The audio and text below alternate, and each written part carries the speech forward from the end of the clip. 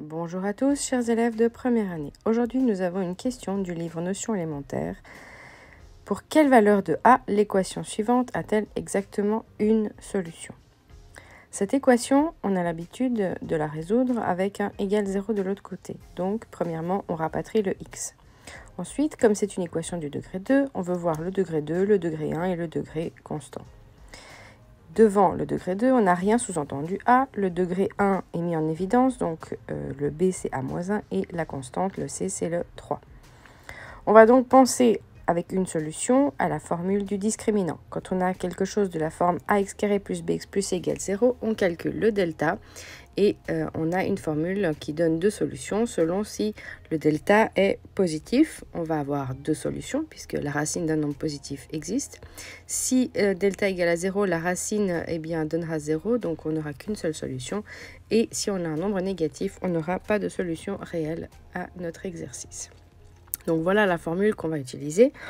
Il nous faut donc appliquer la formule du discriminant du delta. Et on veut une solution, donc on veut le poser égal à 0. Donc b carré c'est a-1 au carré, moins 4 fois 1 fois 3. Et ici on se retrouve avec un polynôme qui est en a et qui est de degré 2. Donc, comme c'est un polynôme de degré 2, qu'est-ce qui se passe? Eh bien, il va falloir, encore une fois, utiliser cette formule du discriminant. Donc, on calcule. B carré, c'est donc moins 2.